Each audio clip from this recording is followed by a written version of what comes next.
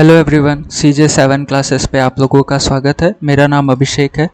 मैं IIT रुड़की का student हूँ। हमारा लेक्चर 5 है, उसका टॉपिक है डिटर्मिनेंट।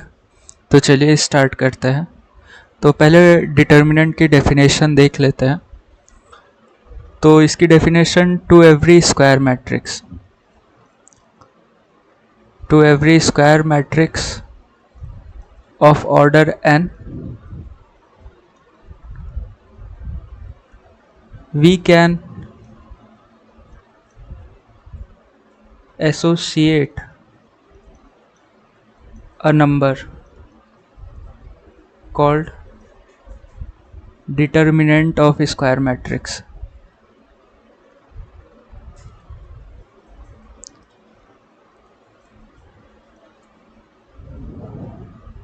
इसका मतलब कि जो स्क्वायर मैट्रिक्स है हम उसको एक नंबर से एसोसिएट कर सकते हैं, उसी को हम लोग कहते हैं डिटर्मिनेंट। डिटर्मिनेंट जैसे कोई हमारी मैट्रिक्स ए है, तो जो डिटर्मिनेंट का नोटेशन होता है वो क्या है वो देख लेते हैं पहले। तो हम डिटर्मिनेंट को नोटेशन देंगे ऐसे, या तो हम ऐसे। ये दो तरीके हैं नोटेशन डिटर्मिनेंट को लिखने के। तो अगर हम इस ए मैट्रिक्स को, ये 2x2 है तो ये की स्क्वायर मैट्रिक्स है, इसको हम किसी नंबर के साथ एसोसिएट कर सकते हैं, तो वही इसका डिटर्मिनेंट हो जाएगा। तो हम बात करें अगर ए डिटर्मिनेंट ऑफ ए, इसको हम लोग ऐसे भी लिख सकते हैं। तो ये हो गया।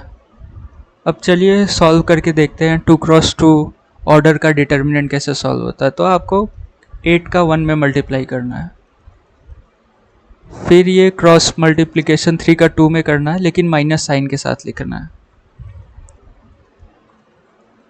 तो हो गया आंसर 2। तो डिटर्मिनेंट ऑफ ए क्या हो गया, वो हो गया हमारा 2। आशा करता हूँ यहाँ तक समझ आया होगा। अब हम लोग बढ़ते हैं ऑर्डर 3x3 का डिटर्मिनेंट निकालना सीखते हैं कैसे 3x3 ऑर्डर का डिटर्मिनेंट निकलता है। तो सबसे पहले एक हम मैट्रिक्स जनरल ले लेते हैं।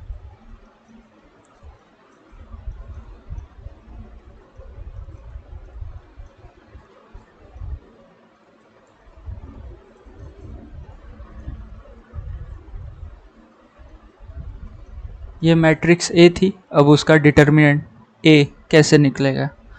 तो सबसे पहले डिटर्मिनेंट ऑफ ए निकालने के लिए 3x3 मैट्रिक्स का हम करते क्या है,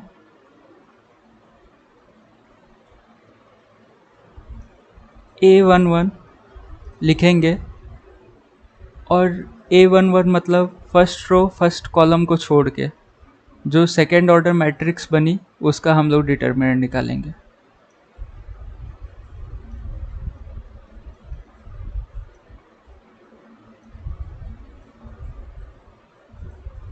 इसके आगे A11 के पॉजिटिव साइन रहेगा, यहाँ नेगेटिव ये पॉजिटिव, मतलब अल्टरनेट। अब हम A12 लिखेंगे तो negative sign A12, first row second column को छोड़ के जो डिटर्मिनेंट बना तो क्या बना,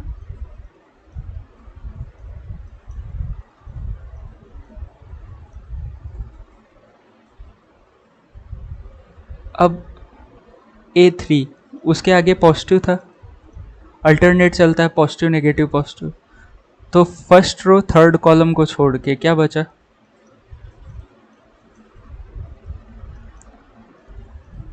आपको 2x2 डिटर्मिनेंट तो सॉल्व करने आता ही होगा, तो आप इसको सिंप्लीफाई कर लेंगे तो सॉल्व हो जाएगा। एक एग्जांपल से हम लोग समझने की कोशिश करते हैं, डिटर्मिनेंट निकाल के देखते हैं।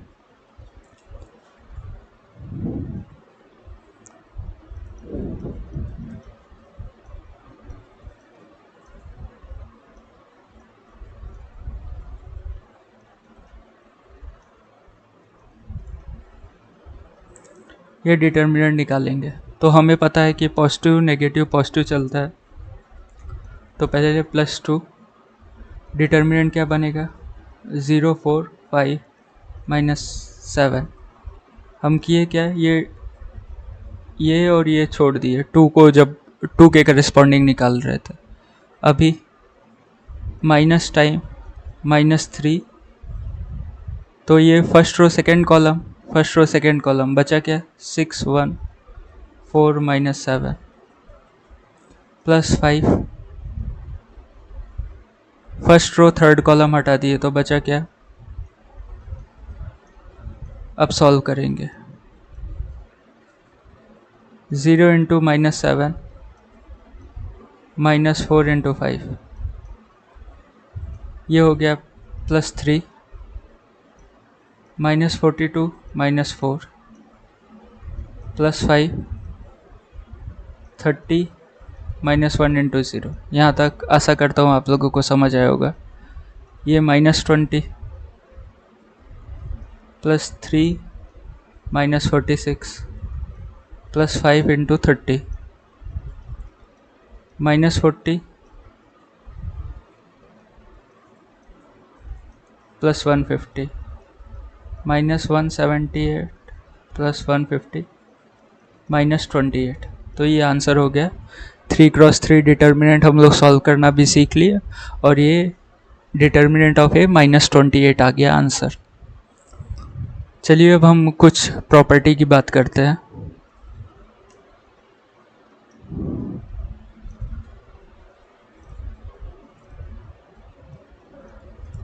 डिटर्मिनेंट में एक खास बात यह है कि हम देख सकते हैं, हम डिटर्मिनेंट को किसी भी रो के अलोंग एक्सपेंड कर सकते हैं, किसी भी कॉलम के अलोंग एक्सपेंड कर सकते हैं, वो छूट है डिटर्मिनेंट में आपको।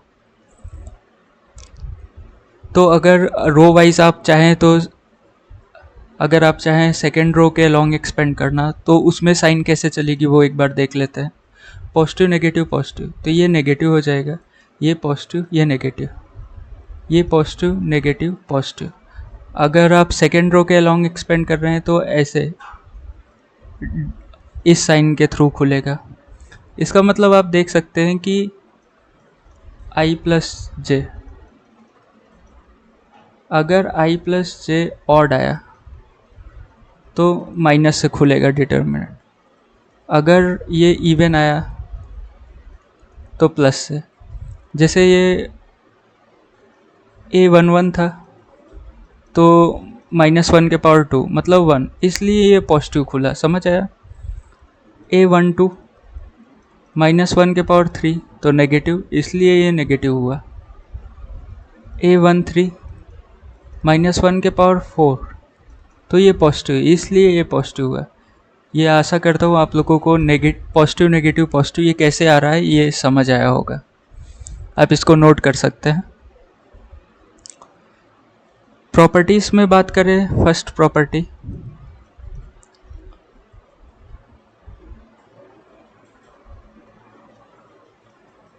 The value of determinant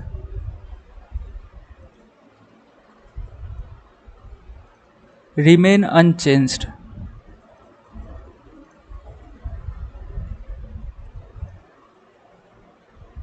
if all its row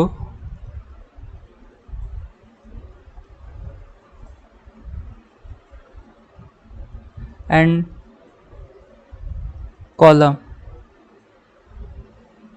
are interchanged। अगर एक मैट्रिक्स दी है, उसके हम सभी रो को कॉलम में कन्वर्ट कर दे या सभी कॉलम को रो में कन्वर्ट कर दे, तो हमारा उसका जो डिटर्मिनेंट की वैल्यू है सेम आएगी। इसका मतलब ये कह रहा है कि आप डिटर्मिनेंट ऑफ ए निकालिए, वो बराबर होगा डिटर्मिनेंट ऑफ ए ट्रांसपोज के। ए ट्रांसपोज में ही हम सभी रो को कॉलम में कन्वर्ट कर देते हैं, या ऐसा कह सकते हैं सभी कॉलम को रो में कन्वर्ट कर देते हैं। तो ये फर्स्ट, आप इसका एक कोई एग्जांपल करके देखिएगा आता है कि नहीं। सेकेंड प्रॉपर्टी है, इफ एनी टू रो या दो कॉलम, किसकी, डिटर्मिनेंट की, of a determinant are interchanged, अगर इंटरचेंज्ड हुई तो the sign of determinant changes.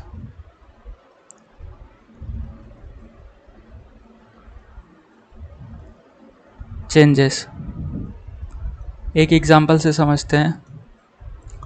जो हमने ऊपर एक एग्जाम्पल लिया था जिसका डिटर्मिनेंट -28 है, वही मैं एग्जाम्पल लिख रहा हूँ, देखिएगा।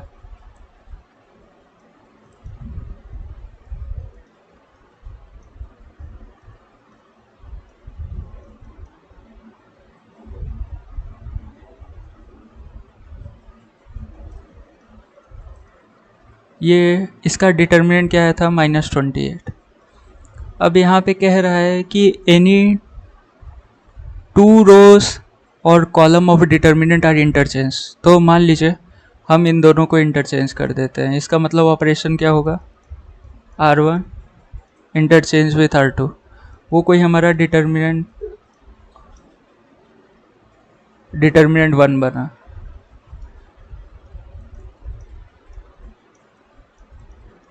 तो चलिए ये डिटर्मिनेंट को ओपन करके देखते हैं।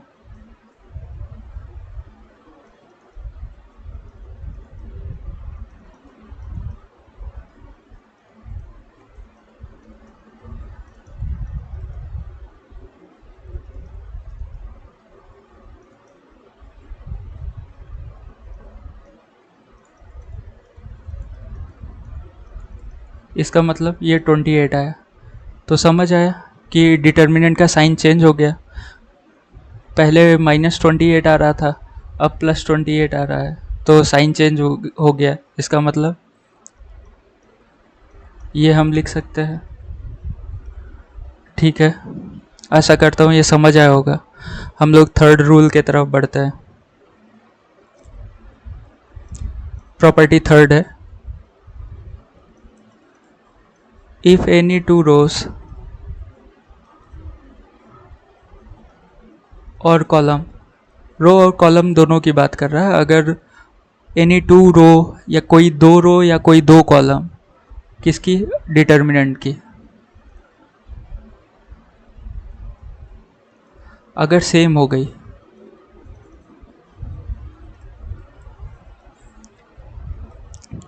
तब डिटर्मिनेंट की वैल्यू 0 हो जाती है।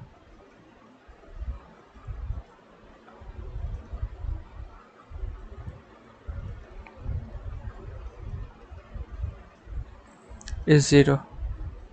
चलिए एक एग्जांपल हम लोग करके देखते हैं।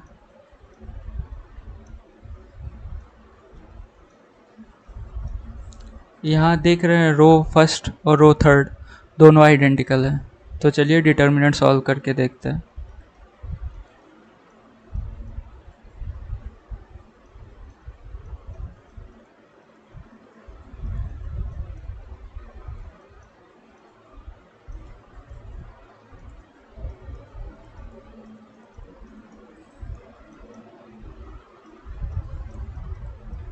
यहाँ पे देख रहे थे रो 1 और रो 1 सिमिलर है एकदम रो थर्ड के। तो इसलिए इफ़ एनी 2 रो, कोई 2 रो सिमिलर हो गई, आइडेंटिकल हो गई, तो डिटर्मिनेंट की वैल्यू हमेशा 0 आती है।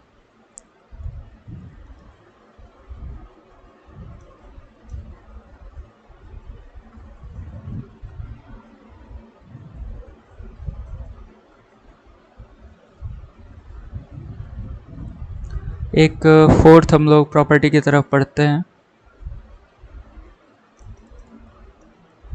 If each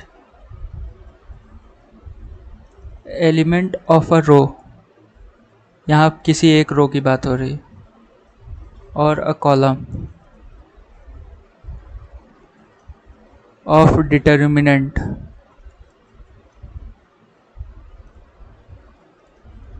is multiplied by k,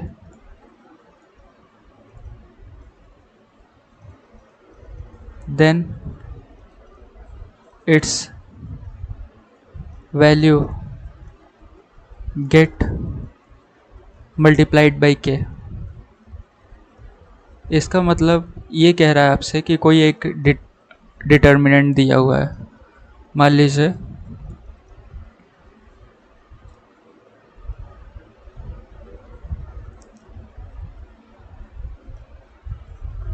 एक डिटर्मिनेंट दिया हुआ है,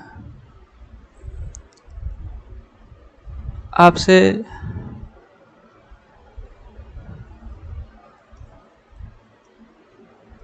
कोई पूछते कि 2262 इसका डिटर्मिनेंट क्या होगा, तो पहले इसका डिटर्मिनेंट निकाल के देखते हैं। तो ये माइनस हो रहा क्या, ये कोई भी डिटर्मिनेंट है। इसको अब अगर सॉल्व करते हैं, इसका मतलब क्या हुआ, जो डिटर्मिनेंट ए था, जो डिटर्मिनेंट बी है आया, 2 टाइम्स डिटर्मिनेंट ए के बराबर हो गया। क्यों? क्योंकि हम ये जो ए डिटर्मिनेंट था उसमें हम 2 का मल्टीप्लाई किए थे फर्स्ट रो में। समझ आया? If each element of a row, अगर कोई भी एक रो में किसी के का मल्टीप्लाई हो जाएगा, then its value get multiplied by K, तो जो डिटर्मिनेंट की वैल्यू आएगी 2 टाइम्स हो जाएगी या के टाइम्स हो जाएगी। समझ आया यहाँ से? अगर हम कह दें कि इसी डिटर्मिनेंट में हम 3 का मल्टीप्लाई कर दिए फर्स्ट रो में, इसे कोई सी डिटर्मिनेंट कह दिए, तो अभी इसका मतलब 3 टाइम्स क्या हो गया डिटर्मिनेंट ऑफ ए, क्योंकि फर्स्ट रो में ए के 3 मल्टीप्लाइड था, तो इसलिए 3 टाइम्स डिटर्मिनेंट ऑफ ए हो गया। इन जनरल बात करें हम, अगर कोई डिटर्मिनेंट है के टाइम्स, अगर हम के मल्टीप्लाई कर रहे हैं इस डिटर्मिनेंट में, तो जो नई डिटर्मिनेंट बनेगी वो के टाइम्स ओल्ड डिटर्मिनेंट हो जाएगा। तो एक इसका बेनिफिट भी है कि हम किसी भी डिटर्मिनेंट में से कुछ कॉमन ले सकते हैं। अगर हमें यूज़ पड़ा तो हम कॉमन भी ले सकते हैं। जैसे डिटर्मिनेंट बी था, तो इसको हम क्या किए, एक रो में 2 मल्टीप्लाइड है, तो आप 2 बाहर ले सकते हैं, तो अभी क्या बन गया 1 1 6 2। हम चाहेंगे तो सेकेंड रो में से भी 2 कॉमन ले सकते हैं, तो इसका मतलब अब हम चाहे तो डिटर्मिनेंट सॉल्व कर लेते हैं।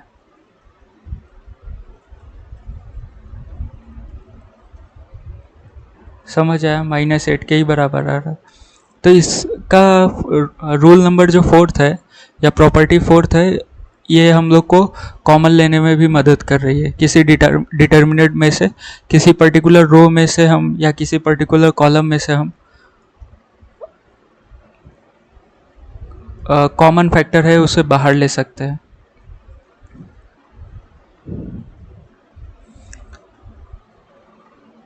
एक हम लोग 5th प्रॉपर्टी पढ़ लेते हैं। अगर हम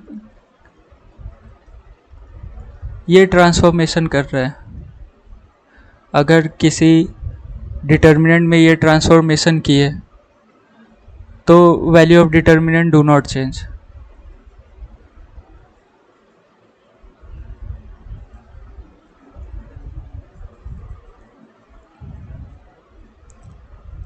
अगर किसी डिटर्मिनेंट में हम ये ट्रांसफॉर्मेशन यूज़ किए, या हम कॉलम में भी ऐसे ही यूज़ कर सकते हैं, तो उस डिटर्मिनेंट की वैल्यू चेंज नहीं होगी। आशा करता हूँ यहाँ तक 5 प्रॉपर्टी आप लोगों को समझ आई होगी। अब हम बात करते हैं माइनर एंड कोफैक्टर।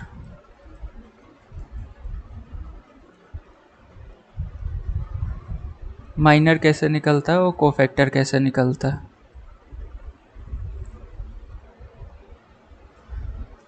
तो जो माइनर निकालने का क्या तरीका है, नोटेशन क्या है, माइनर को डिनोट कैसे करते हैं। तो माइनर को कैपिटल M I J से डिनोट करते हैं। अगर एक हम क्वेश्चन ले लें,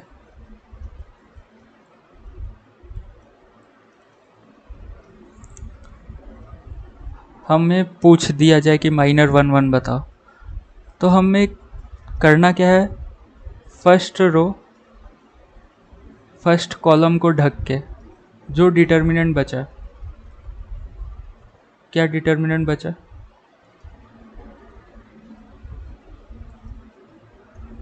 5, 6, 8, 9। 2 क्रॉस 2 का डिटर्मिनेंट बचा, उसी की वैल्यू मेरा माइनर 1 1 हो गया। माइनर 1 2 आपसे कोई बोले तो फर्स्ट रो सेकेंड कॉलम को छोड़ के क्या बचा? उसका डिटर्मिनेंट वैल्यू ही माइनर 1 2 कहलाएगा।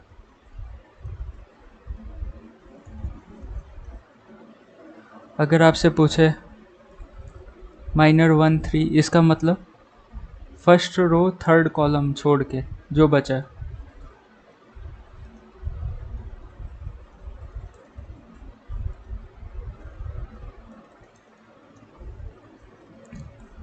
ऐसे हम सारी माइनर निकाल लेते हैं।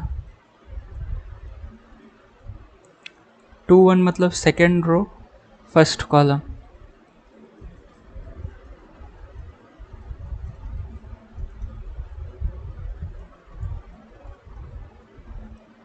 सेकेंड रो सेकेंड कॉलम, ये हो गई सेकेंड रो सेकेंड कॉलम। बचा क्या?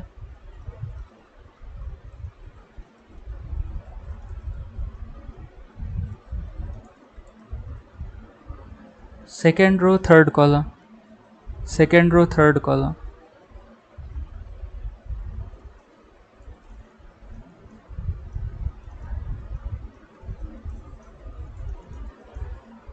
तो ये हो गया, हम माइनर निकाल लिए। ऐसे M31 M32 M33 भी आप निकाल सकते हैं। तो ये माइनर हमने देख लिया। अब हम बात करते हैं कोफैक्टर की।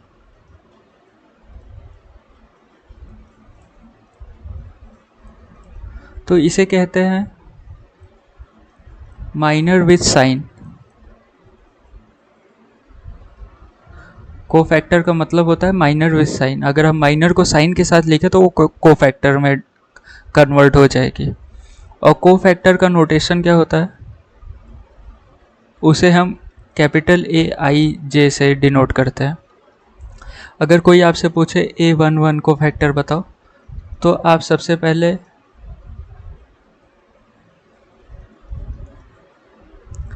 इसका मतलब जो माइनर का नोटेशन है वो ए है, ये है। तो अगर आपसे पूछे A11 तो इसमें कन्वर्ट करेंगे तो ये आया। इसका मतलब ये हो गया। तो हम सीधा सीधा कह सकते हैं कि अगर हमको इसकी वैल्यू ऑड मिली तो हमें माइनर के पहले नेगेटिव साइन लगा के रखना है। अगर ये हमारा इवन मिला तो हमें एज इट इज़ लिख देना है माइनर को। समझ आया?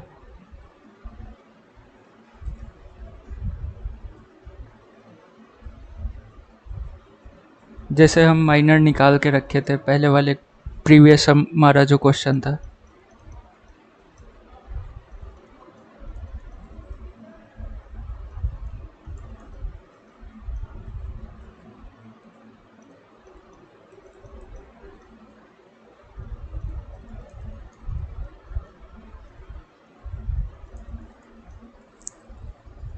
तो अगर आपसे पूछे A11 बताओ, तो 1 + 1 2 होगा, तो डायरेक्ट M11 के बराबर, क्योंकि इवन है तो डायरेक्ट माइनर के बराबर हो जाता है। अगर A12 पूछे तो ये इवन है, सम क्या है, सॉरी 1 + 2 ऑड है, तो क्या नेगेटिव साइन हो जाएगा M12, तो -6, ये 6 हो जाएगा। A21 बात करें आपसे तो 2 1 3 ऑड है, तो हमें नेगेटिव साइन लगाना है M21, नेगेटिव टाइम 6, तो ये 6 आ जाएगा। तो आशा करता हूँ आप माइनर निकालना सीख गए, कोफैक्टर निकालना सीख गए। अब हम बात करेंगे, तो ये हमारा 5th लेक्चर का ये दूसरा टॉपिक था। अभी हमारा 5th लेक्चर का हम तीसरे टॉपिक पे पहुंच गए। 5th लेक्चर का तीसरा टॉपिक क्या है? एडजॉइंट निकालना। तो एडजॉइंट की डेफिनेशन होता है, it is a matrix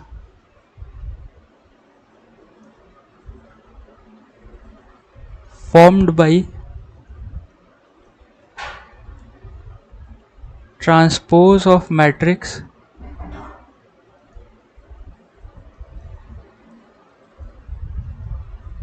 formed by its cofactor। इसका मतलब ये क्या कह रहा है? It is a matrix form by transpose of matrix form by it's cofactor. इसका मतलब एक मैट्रिक्स बनेगी, मान लीजिए उसमें ये कोफैक्टर से एक मैट्रिक्स बनी। सीधा सीधा मतलब ये है कि कोफैक्टर से हम एक मैट्रिक डिटर्मिनेंट दिया हुआ का उसका हम माइनर निकालेंगे, उसके बाद कोफैक्टर निकालेंगे। जो हमारा कोफैक्टर आएगा उससे हम एक मैट्रिक्स बनाएंगे। ठीक है, मैट्रिक्स बना लिए। उसका अगर हम ट्रांसपोज कर दें, उसका हम अगर ट्रांसपोज कर दें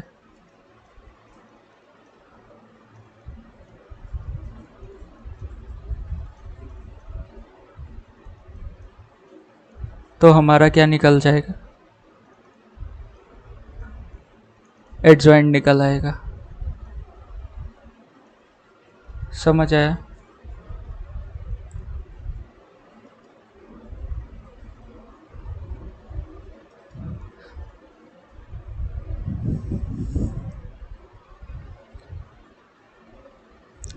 जो हमारा प्रीवियस क्वेश्चन था उसमें जो हमारी कोफैक्टर की मैट्रिक्स बनी वो ये थी।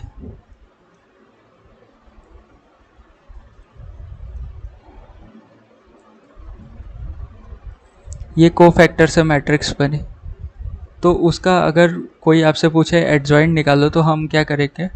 डायरेक्ट ट्रांसपोज कर देंगे। सबसे पहले हम मैट्रिक्स बनाएंगे कोफैक्टर से। कोफैक्टर निकालना सिखा दिया था, तो कोफैक्टर से मैट्रिक्स बनाएंगे। मतलब जो A11 है तो उसको फर्स्ट रो फर्स्ट कॉलम में लिख देंगे, A12 first row second column, A13 first row third column. ऐसे हम एक मैट्रिक्स बनाएंगे, किससे? कोफैक्टर से।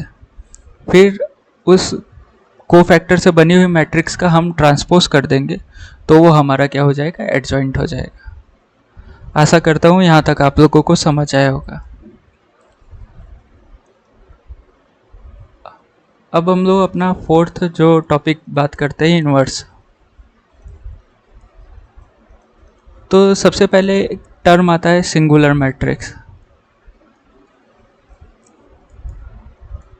तो अगर हम किसी मैट्रिक्स का डिटर्मिनेंट निकालें और वो जीरो आ गया तो उसे हम सिंगुलर मैट्रिक्स कहते हैं। अगर किसी मैट्रिक्स का डिटर्मिनेंट निकाले वो नॉन ज़ीरो आ गया, नॉन ज़ीरो, तो उसे हम कहेंगे non singular matrix.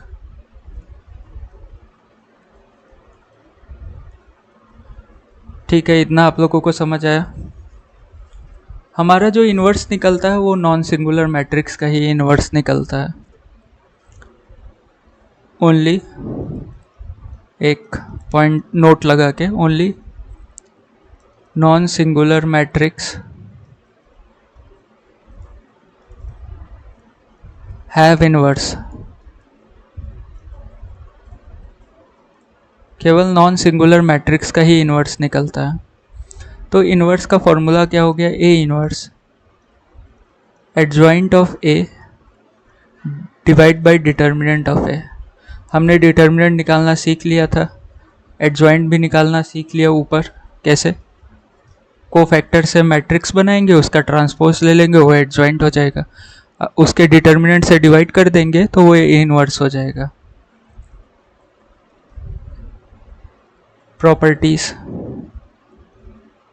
Properties of inverse, properties कुछ देख लेते हैं।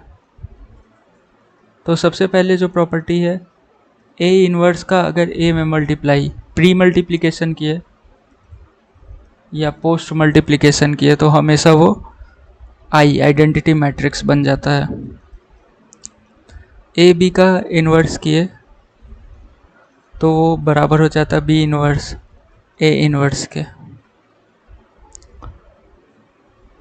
थर्ड, चलिए आपको ऑर्डर एक मैट्रिक्स का है 2x2, तो उसका एक सिंपल मेथड देखते हैं कि कैसे हम उसका डिटर्मिनेंट निकाल पाएंगे, फिर ए इन्वर्स कैसे निकाल पाते हैं। तो एक मैट्रिक्स दे दी, मान लीजिए ए बी सी डी, तो बोल दिया इसका ए इन्वर्स निकालिए। तो इसका मैं एक शॉर्टकट तरीका आपको बताता हूँ कैसे। तो सबसे पहले आप इसका डिटर्मिनेंट निकाल लीजिए, ये हो गया डिटर्मिनेंट। और ए इन्वर्स क्या होता है, adjoint of A upon determinant of A, वो ए इन्वर्स हो गया। तो एडजॉइंट ऑफ ए निकालने के लिए आप क्या करिए, इधर वालों को इंटरचेंज कीजिए। क्या इंटरचेंज, और इधर वालों को नेगेटिव साइन दे दीजिए इधर वालों को। तो क्या बन गया, इंटरचेंज किया तो D A minus C minus, दिख रहा होगा इधर वालों को आप इंटरचेंज किए हैं और इधर नेगेटिव साइन दे दिए हैं। तो जो 2x2 ऑर्डर थी उसका इन्वर्स निकालना, ये निकल के आया इन्वर्स। आशा करता हूँ ये लेक्चर आप लोगों को समझ आया होगा। आप ऐसे ही लेक्चर के लिए हमारे CJ7 चैनल को सब्सक्राइब कर सकते हैं और अपने दोस्तों के साथ शेयर कर सकते हैं, ताकि ज़्यादा से ज़्यादा लोग हमारे चैनल को देख सके और यहाँ से नॉलेज इकट्ठा कर सकते हैं। आप लोग का हमारे चैनल पे आने के लिए बहुत बहुत धन्यवाद। बाय बाय दोस्तों, थैंक यू।